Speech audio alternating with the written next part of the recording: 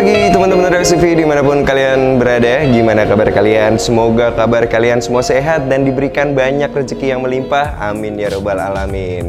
Gimana nih hari ini? Masih pada semangat nggak? Harus semangat dong. Dan ini RXCV aja nemenin tiap hari selalu semangat nih. Nah, hari ini kita baru aja selesai modifikasi motor Z250 dari Kawasaki ya tentunya. Dan sebelumnya motornya itu seperti ini teman-teman.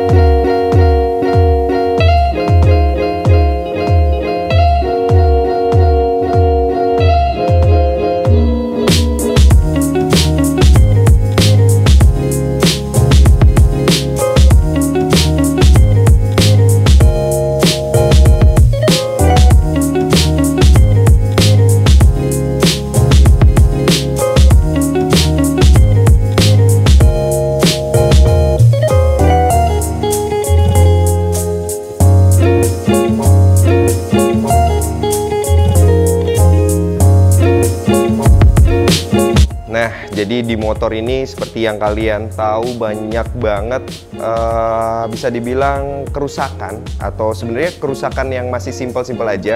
Mungkin karena kemakan waktu juga teman-teman, kayak stiker-stikernya ini banyak yang ngeletek, warnanya kusam, dan ya lumayan lah. Terus joknya juga banyak, kalian tahu sendiri lah, cakaran-cakaran sebangsanya Frankie. Ini yang merusak bokong kita saat berkendara teman-teman. Jadi kadang hujan terus kita duduk lagi rembes, wah itu bikin malu banget. Ditambah lagi banyaknya penempatan-penempatan yang bisa dibilang sayang-sayang banget kalau taruh situ, dan ya kalian bisa nilai sendiri kondisinya seperti itu. Dan akhirnya hari ini kita udah selesai menyelesaikan motor ini. Kita akan review bareng-bareng apa aja yang ditempelin, habisnya berapa, harganya berapa. So, apa teman-teman? Let's do the go.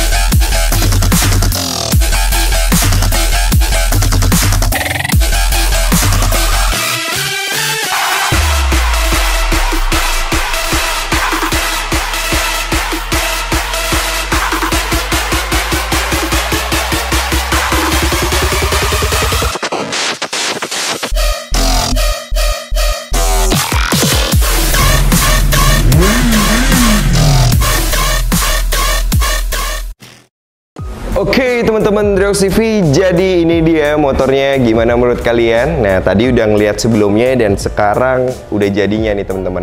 Sekarang yang pertama akan gue jelasin yaitu masalah pilihan warna.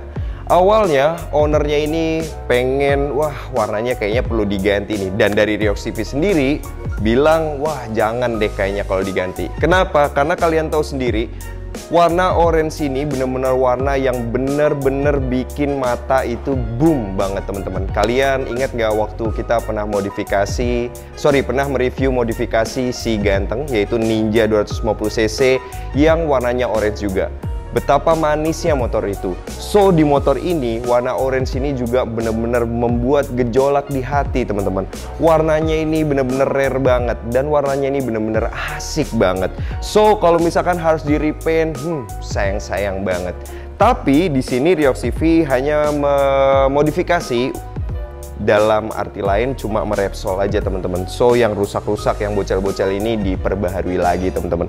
Dari warnanya, terus bagian yang hitam-hitamnya, bagian velg yang bocel-bocel itu benar-benar diperbaharui lagi. Tapi kita tidak menghilangkan karakter asli dari warna ini, karena warna ini udah warna rare banget.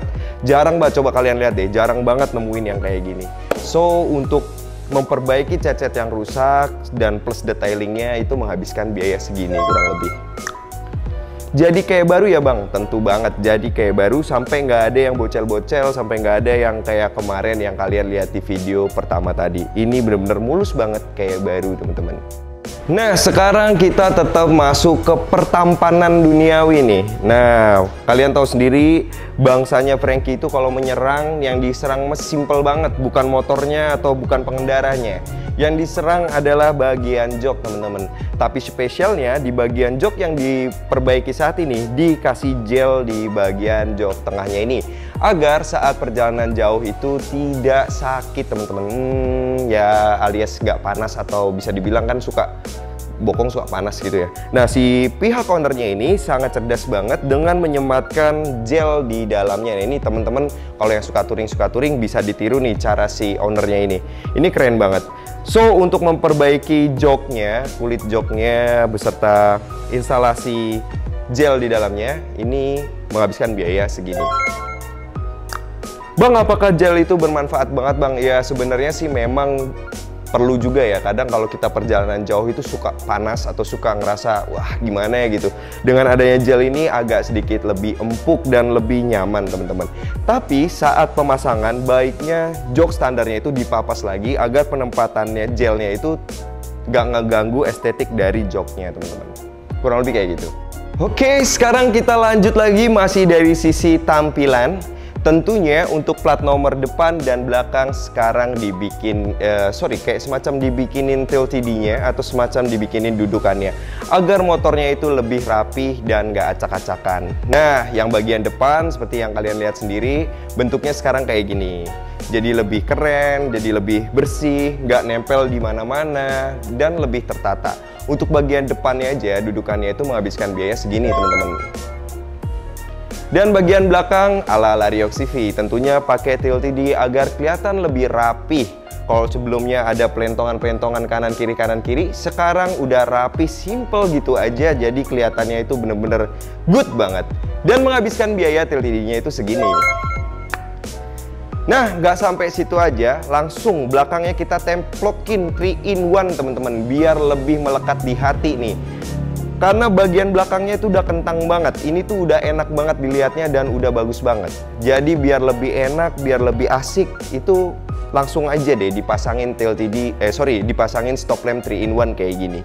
Dan harganya itu segini. So kalian bisa lihat perbedaannya dari yang pertama tadi dan sekarang. Belakang ini kelihatannya lebih clean, lebih rapih, dan benar-benar lebih elegan teman-teman. Nah, sekarang kita lanjut lagi di bagian kenyamanan, teman-teman. Sorry, kita nggak bahas masalah pengereman, karena pengereman yang kita upgrade cuma selang remnya aja dari TDR. Ini pun warnanya kita pilihin yang bener-bener soft banget di mata. Dan selang rem TDR-nya itu segini ya harganya. Nah, sekarang kita lanjut lagi dulu ke masalah kenyamanan di motor ini. Kalian tahu sendiri, untuk motor Z250 ini benar-benar memiliki stang yang agak sedikit ke bawah nih. Jadi, kadang kalau perjalanan jauh itu suka capek. Karena motor ini diminta untuk persiapan touring, maka stangnya dikasih racer teman-teman, agar lebih tinggi dan lebih nyaman dikendarai. Jadi lebih gini nih, nggak gini. Soalnya kalau gini kadang ini suka sakit. Walaupun memang si ownernya belum sempat kesini untuk fitment, tapi bisa dibilang ini udah kita cocokin dengan nanya tinggi badannya berapa. Gua rasa ini kemungkinan akan pas lah digunain, dia akan lebih nyaman dan akan lebih jos. So harga racernya itu segini.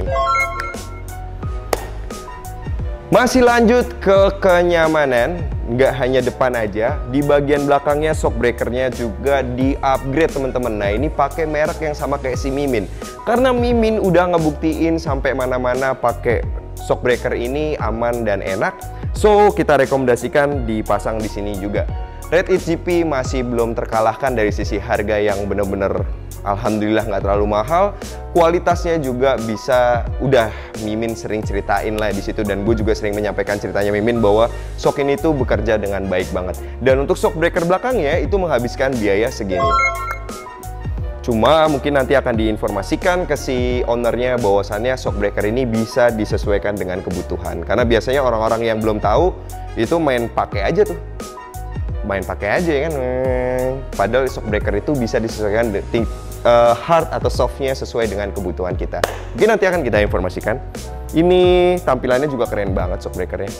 Oke teman-teman Riox TV, sekarang kita lanjut ke bagian berikutnya. Nah ini nggak afdol banget nih kalau misalkan dari tampilan udah, kenyamanan udah, bagian kaki-kaki nggak kita bahas. Tentunya bagian kaki-kaki untuk masalah ban udah di upgrade. Yang tadinya bannya itu udah, ya begitulah keadaannya. Sekarang di upgrade yang agak sedikit lebih mantap teman-teman. Untuk merek dan harganya tentunya dengan ukurannya itu segini. Gimana tuh? Lumayan juga kan untuk masalah bannya. Terus bagian lain-lainnya bang nggak diganti teman-teman, hanya bannya aja. Cukup banget bagian kaki-kaki ini bannya aja yang diganti.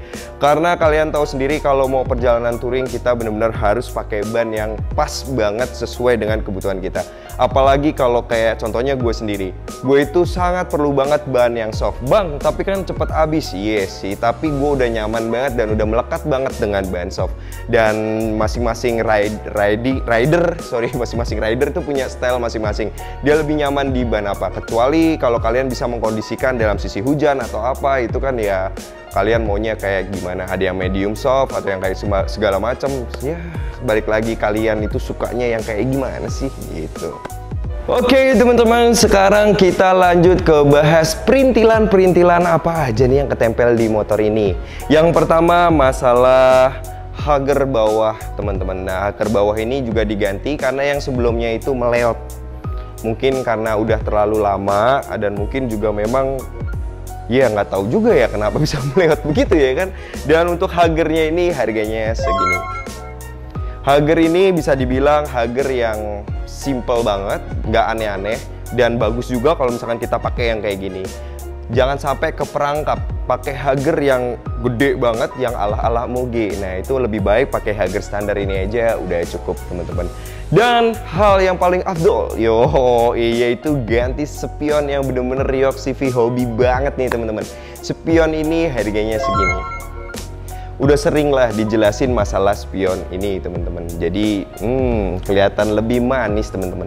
Oke sekarang lanjut lagi. Perintilan berikutnya adalah masalah voltmeter teman-teman. Ini voltmeternya asik banget dari Koso.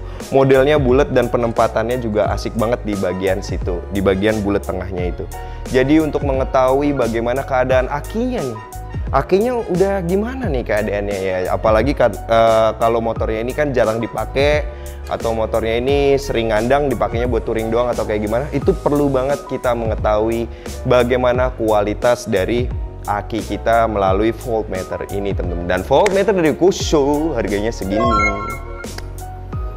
Nah oke teman-teman Riox TV, sedikit nyampein aja bahwasannya di K20 itu memang dia nggak hanya memperbaiki yang diminta aja, namun secara keseluruhan yang menurut dilihatnya nggak enak ya, kayak misalkan udah berkarat atau apa, pasti dikonfirmasi untuk diperbaharui atau tidak, dalam tanda kutip diperbaharui dari sisi pengecatannya teman-teman. Jadi waktu dia di poin pertama tadi, waktu dia lagi ngecat kayak gitu, sekalian nih yang bagian bopeng-bopeng nih gimana, sampai yang bagian baut-baut udah berkarat pun diperbaharui, agar pas sampai rumah itu motor udah kelihatan kayak baru teman-teman.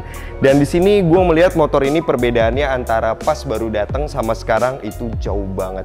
Motor ini lebih kelihatan elegan, lebih kelihatan simple, dan lebih kelihatan enak banget teman-teman. Kalau sebelumnya kalian tahu sendiri, yang kayak di video tadi, ya kalian bisa nilai sendiri, agak sedikit nggak keurus. Kalau sekarang ini bener-bener kelihatannya clean, kelihatannya rapih, dan kelihatannya enak banget. Nah silahkan sampaikan komen kalian di kolom komentar, menurut kalian gimana. Dan estimasi total habis untuk modifikasi motor ini segini teman-teman.